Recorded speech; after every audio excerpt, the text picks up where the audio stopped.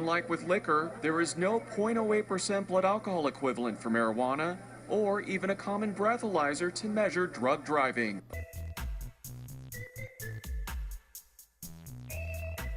In this episode of Weed News at 420, we're going to cover two segments that highlight the pros and cons of Prop 64.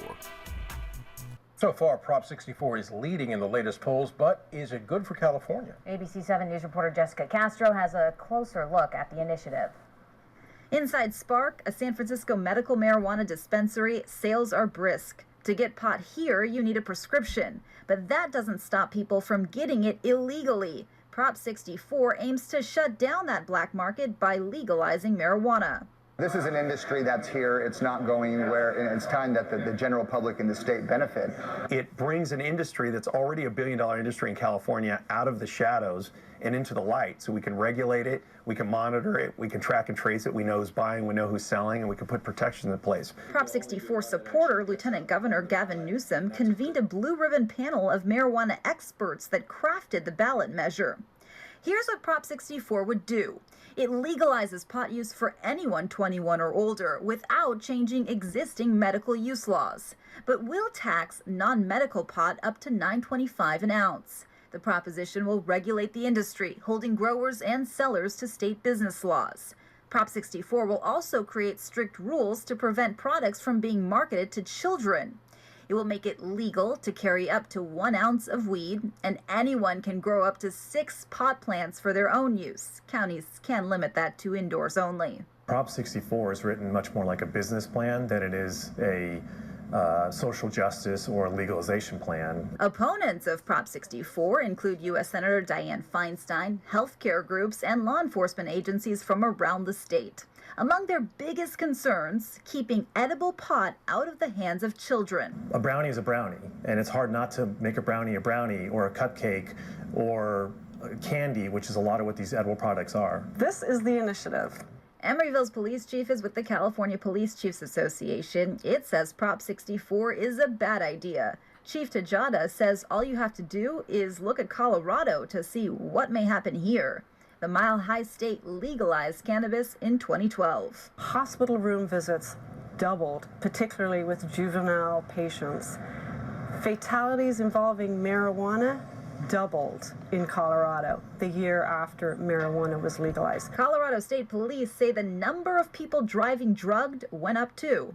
Marijuana was a contributing factor in 59 traffic fatalities in Colorado in 2015. Prop 64 would set aside $1 billion a year from pot sales to implement the initiative. That money includes funding for the CHP to establish a measurement to determine when a driver is impaired.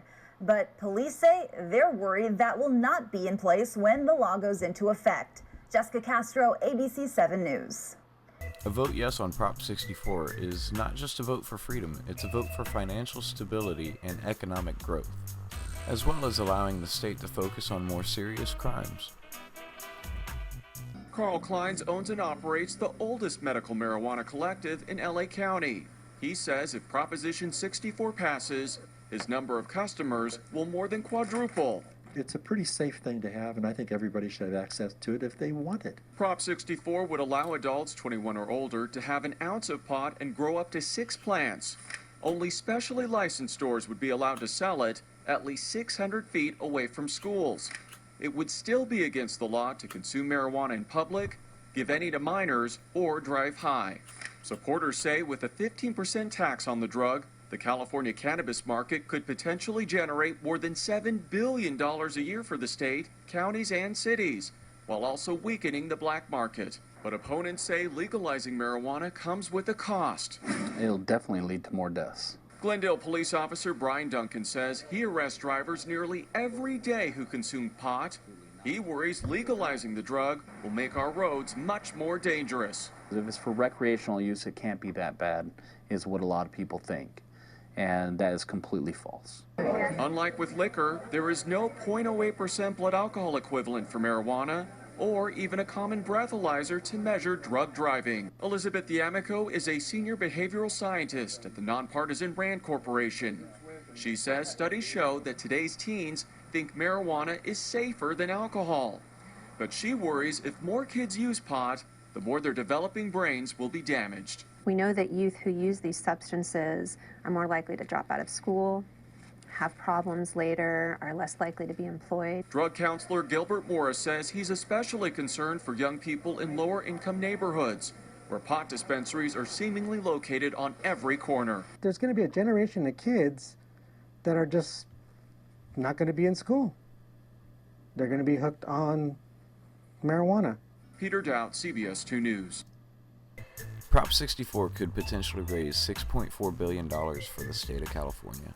With that kind of revenue, your state could pull itself completely out of debt, as well as making a new substance abuse education program for people so that they can understand what they're getting into with life. Alcohol, heroin, these are bigger problems than marijuana.